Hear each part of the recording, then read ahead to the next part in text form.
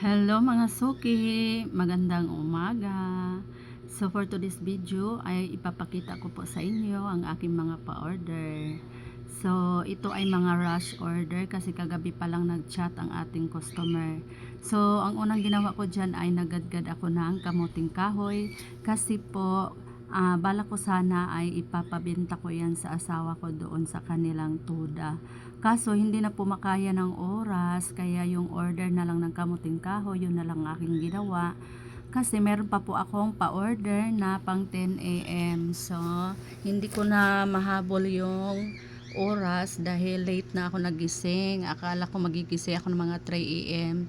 Kaso lang, napasarap yung tulog ko. Kaya ayun, magpa 5 na ako nagising. So, hindi nakakayanin ng oras.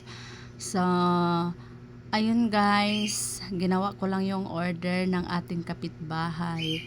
So thank you so much dahil mga supportive itong ating mga kapitbahay sa ating munting negosyo.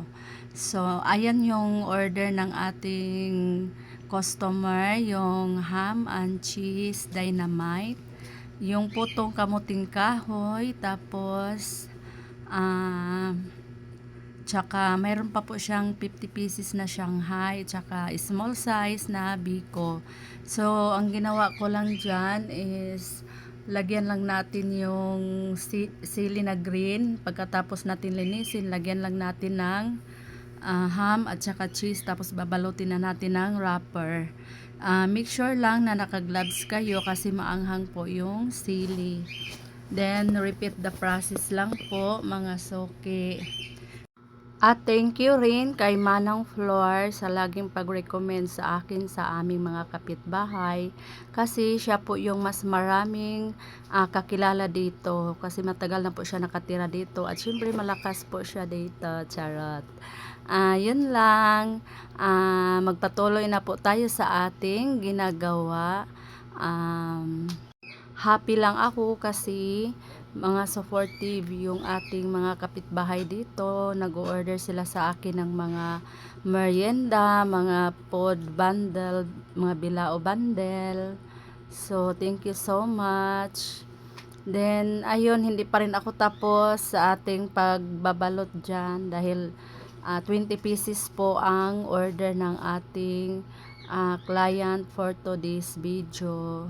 Tapos, meron po itong iba-ibang flavor bukod sa ham and cheese dynamite. Meron tayong pork, meron tayong sisig at saka mayroong longganisa na dynamite. Kaso lang, rush order kasi si client, kaya sabi ko yung mai-offer ko lang is ham and cheese. Since yun lang po ang madali pong gawin.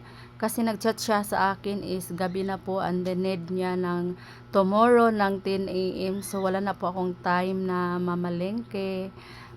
Kasi meron pa po akong lulutuin na mas maaga.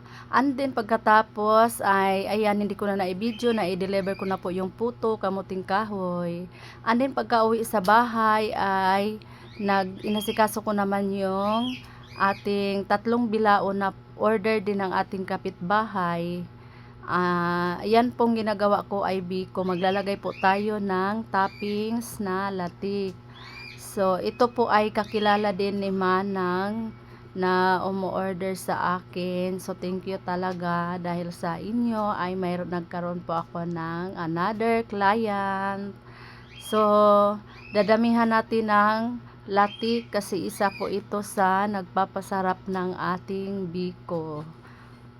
Paulit-ulit lang yung ating mga vlog, no, sa pagluluto. Sana po ay hindi po kayo magsasawang panoorin ang ating mga videos. And minsan naman ay nagsishare po ako ng mga recipe. Abang-abangan nyo lang po yung aking mga recipe na i-upload. Kasi mahirap po talaga mag-ano dito sa cellphone ko kasi laging puno, kaya bihira na lang po ako makagawa ng mga long video. So, ilang buwan na po ako hindi nakagawa ng long video kasi ayaw na nga mag-upload ng aking cellphone. Puro na lang ako reels nito. So, pagkatapos ay balutin na natin ng ating mahiwagang cling wrap. So, dublihin natin yan sa pagbalot kahit malapit lang si ma'am kasi hindi naman natin alam baka dadalhin nila yan or hindi natin alam kung sa bahay lang ba sila mag food trip or sa pupunta pa sa ibang lugar. So, kailangan safe yung ating pagkain na maiwasan yung mabutas or mapunit yung ating cling wrap.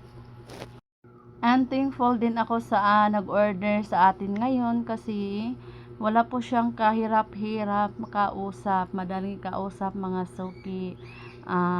Syempre, sa ganitong mga negosyo, hindi talaga maiwasan na magkaroon tayo ng client na magulo kausap, very stressful, ang dami-daming tanong, tapos ang ending ay hindi po siya mag-o-order.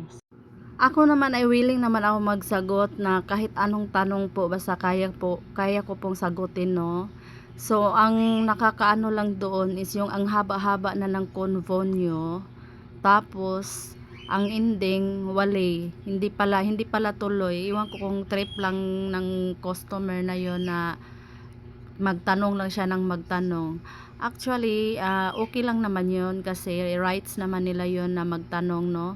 Kasi nga, kailangan nila masigurado na pagdating ng pagkain doon ay satisfied sila sa size, sa lasa, ano pa, yung expectation versus reality. So, as you can see, dito sa aking mga vlog, kung ano po yung nakikita nyo sa aking mga video, yun po yung dadating sa inyo mga suki. Kahit mura lang po yan, so sinisigurado ko po na quality yung matatanggap niyong pagkain. And then for the TikTok na po yung ating person dyan, ayan, inano ko pa po yung ini-introduce, ano ba yan, piniflix na nga lang kasi yun yung madaling banggitin. Yung nasa ilalim is sweet chili sauce po yun, homemade mga suki. Kung gusto nyo lang mag sausaw ng maanghang, ayan naman po ang ating dynamite with sauce. So, for the flix na ang person, nagtitiktok na ako dyan. Siyempre, kailangan natin gawin yan, no, para mag-promote ng ating mga product. Salamat po sa sumusuporta ng aking mini negosyo, mini business. Charot. So, hayaan nyo na ako nagpapa-cute dyan sa TikTok kasi dyan lang tayo bumabawi.